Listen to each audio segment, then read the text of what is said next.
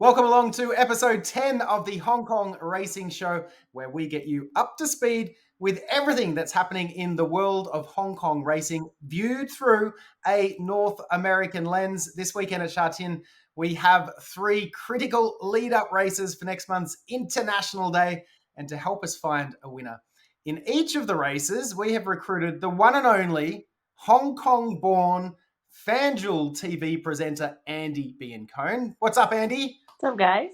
All good? What's going on?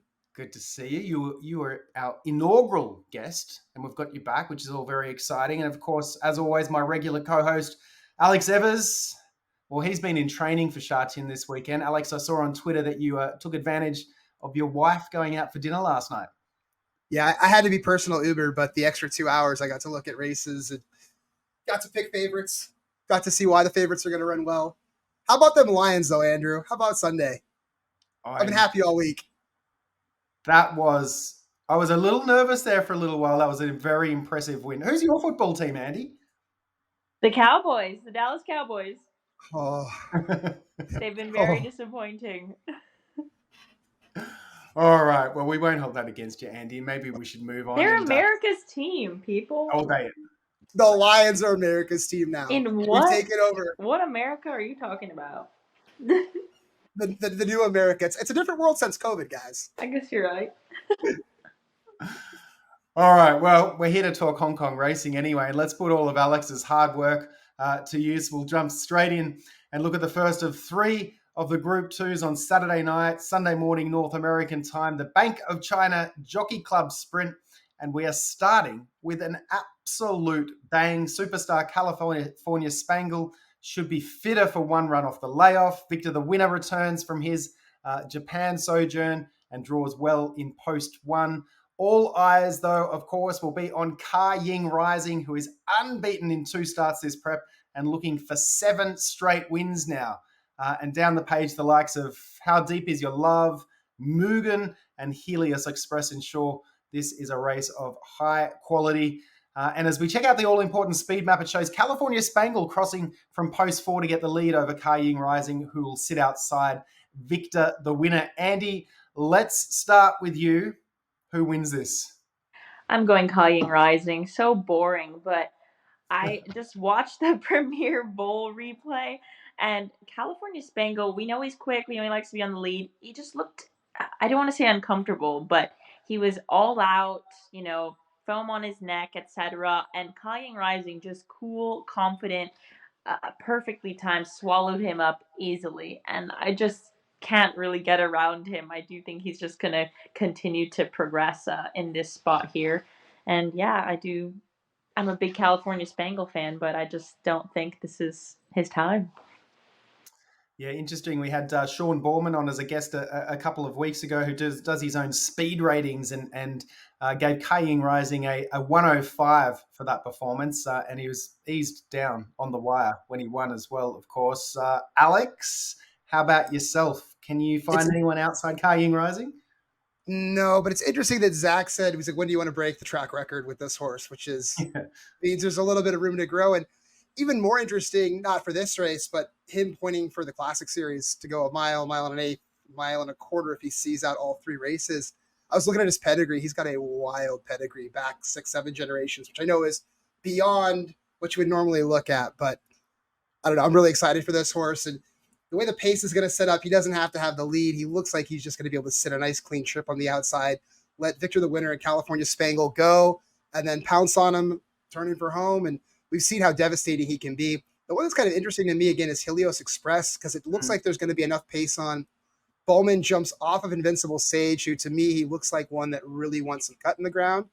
That closing sectional, I believe it was 21.7, if my mind's serving me right, last time. So if they go fast, look for him to rattle home late. And again, Bowman switching off kind of shows confidence in that horse and his future going forward. So those are the 2 that I'm going to be looking for, but I've got Ka Ying Rising over Helios Express. And then pick your favorite long shot to get in there for the trifecta. Yeah, look, a good point about Helios Express too, and I think he's definitely the value in the race. The way he finished off his race last out. I've got morning line odds with Sky Racing World of 12-1 currently on their website. I don't think he's going to be that bigger odds. For me, he's the clear second pick. But yeah, I can't go past Ka Ying Rising. So it's a clean sweep, Ka Ying Rising, but the way in which he won the Premier Bowl, he's down. Zach never moved on him. As you said, Alex, asked David Hayes after the race, when do you want to break the record? And the fact that he drops 5 pounds on that, and it's set weights, he's going to enjoy 5 pounds off some of his main rivals as well. So I think he is a good thing in that race. Interesting, David Hayes also said that he looked better in his trial heading into this race than what he did heading into the Premier Bowl. So look out. And, you go on. He's interesting that they've been taking him to Chung Hua. So they've got this routine with it where they ship him out of Sha Tin. He goes over to mainland, and he's got a whole routine over there. And about 3 days before the race, they bring him back over. And it's kind of what David said is it kind of gets the horse mentally ready. He knows when he comes back to Sha Tin that he's going to go run. And they've had a lot of success with it. They're going to continue to do that until they don't have success. There's a great video that Jockey Club produced and put out yesterday on him. And he looks wonderful. He's a beautiful horse. Andy, as far as weight is concerned, like when Ka Ying Rising resumed this season, he carried a mammoth 134 pounds, I think it was, to victory. And he's now, got 123 on his back. Is that significant in terms of... Absolutely. Yeah. I think where you really start to see a huge difference, like length difference, is 7 pounds and upward. So the fact that he gets this lightweight is pretty amazing. I think he's just so much the best in there. Yeah, it looks like what the condition of these races are. If you're a Grade 1 winner, you carry 128, and if you're not a Grade 1 winner, you get in at 123. Yeah, so. And he's not one. Hasn't had a chance to yet, which is all. I mean, this should set him up so perfect for the race in December, and that race is going to be incredible. And last week we saw the 5 pound difference be the difference between Magic Control and Wonder Bar over 1,000 meters. That little bit, this a little bit longer. Yeah. He's... Side note too, looking ahead to the sprint on International Day, there could be a little bit of an American flavor to it. No balls, a possibility of heading over there. So that was last year's Breeders' Cup Turf Sprint winner, and also First Piece, who won the Eddie D on California Crown Day as well, trained by Mark Glatt. I hear could be heading to Honkers, but both of them, if they do go, are going to face a pretty tough assignment, because this is quite a salty crew of sprinters that we've got at the moment. It really is. It's one of the best groups of sprinters I've ever seen in Hong Kong. It's just been electric. But Ka Ying Rising just won. Last year, California Spangle was so hot, but he's kind of been on the decline in terms of Ka Ying Rising just really taking that step forward. And I think he's going to get that Grade 1 victory sooner than we think. I absolutely agree. All right, let's turn our attention to race number 8 on the card, the Jockey Club Mile. Saturday night, early hours, Sunday morning, North American time. And taking a look at the field, Voyage Bubble picks up the services of James McDonald, which is day one of his latest stint in Hong Kong after a very successful spring carnival in Australia. He actually won the Group 1 Stewards Cup aboard Voyage Bubble earlier in the season, or earlier this year, I should say. Beauty Eternal should improve, second off the layoff. One of Andy's favourites, Straight Aaron, returns. Galaxy Patch will be looking for his 4th straight win, the likely favourite. And special shout out to the pride of Iowa, Chang Cheng Glory, down the bottom of the field there. The speed map showing Beauty Eternal getting to the front from post 6 with Zach Purton aboard. Galaxy Patch to settle in the second half of the relatively small field for Hong Kong standards. Andy, plenty of chances here. Who do you like in this one?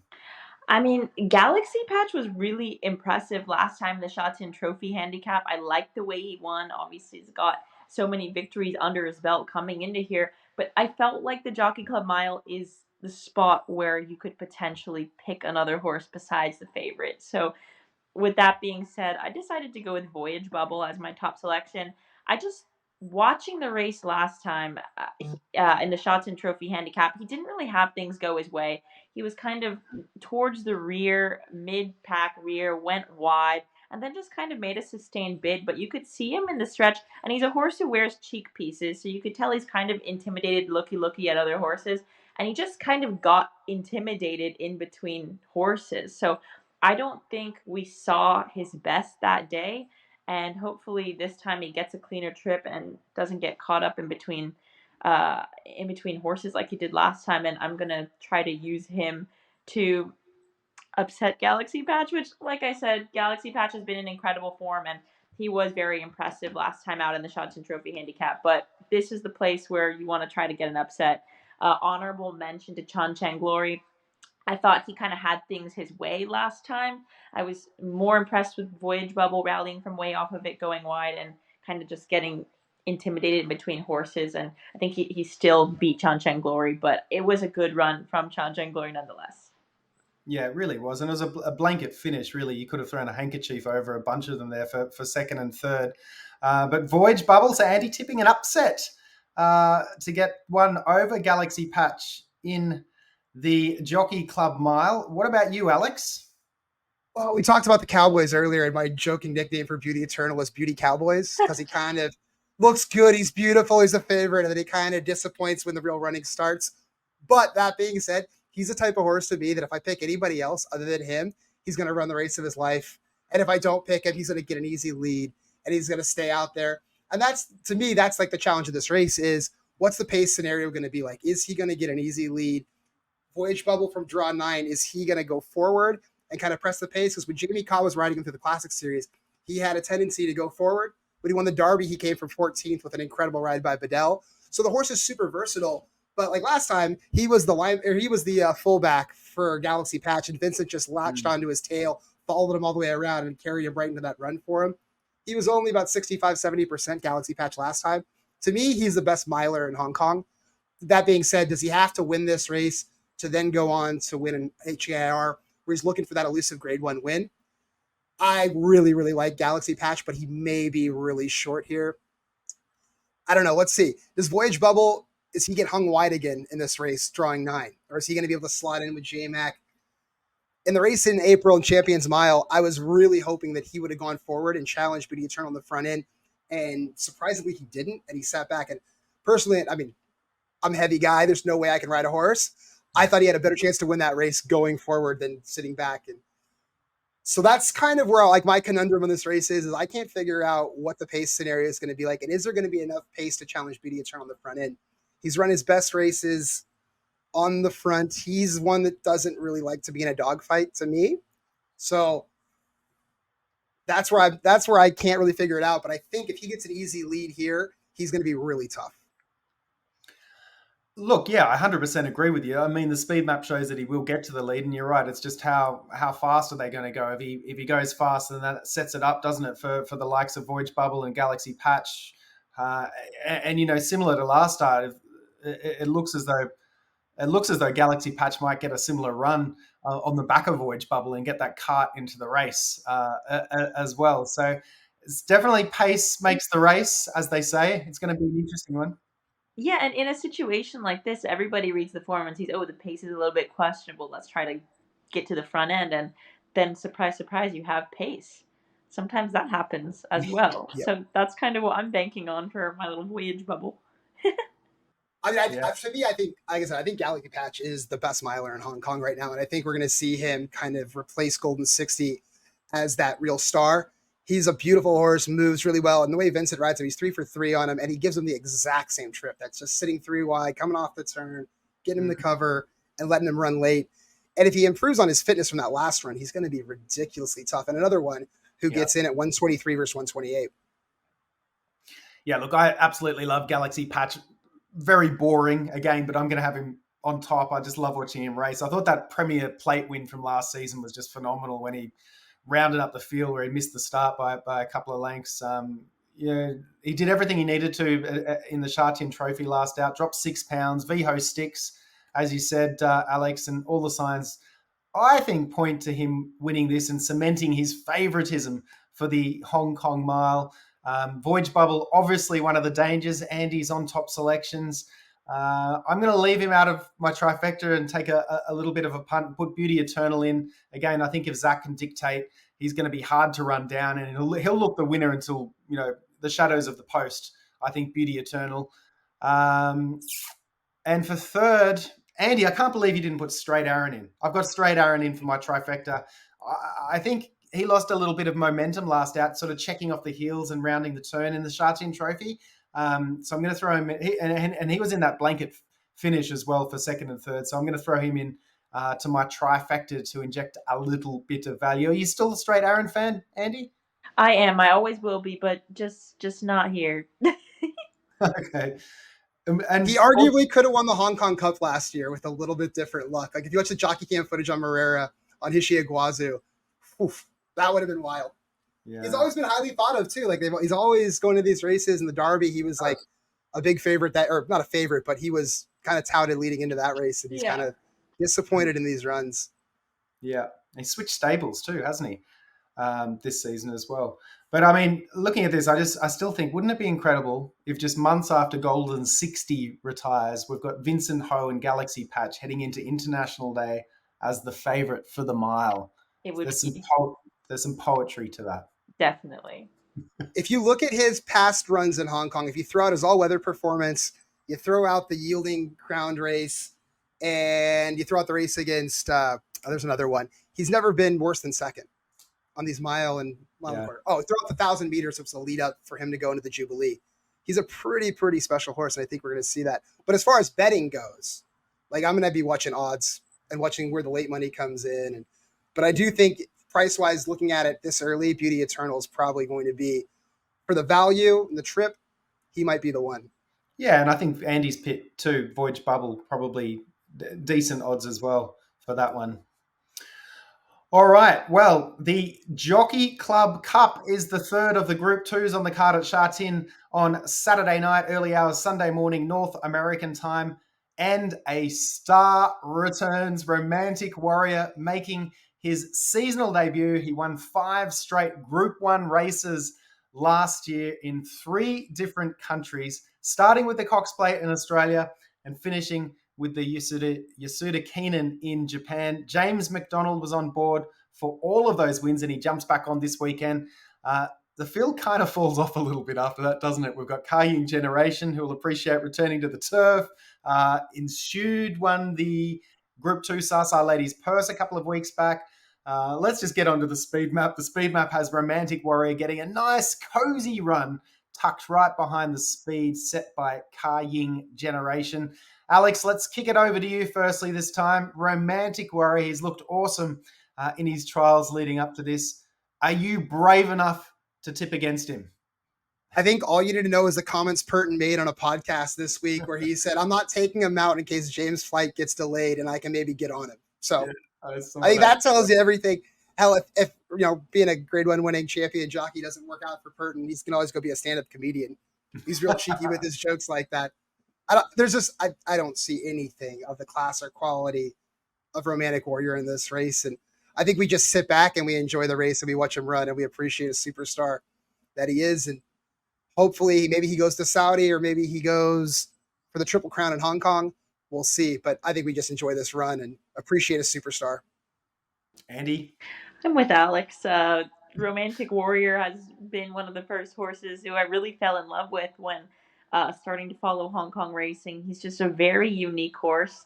He's a beautiful mover. And my favorite thing about him, and sorry, this is just me being a horse girl and never outgrowing that, but he just has the best head I've ever seen on a horse. Like, just such a nice, kind eye, beautiful head, so stinking cute. And I love him. He's a very easy horse to root for, and he's proven himself outside of Hong Kong. And this doesn't just go for Hong Kong, this goes for anywhere. If you have horses who can prove themselves outside of their own territory, overseas and whatnot, that really goes to show their talent and their quality, because you have to be fantastic to excel and bring that talent outside of where you're comfortable. And Romantic Warrior has clearly established that. He's a very special horse, and I think he's just going to flight line them.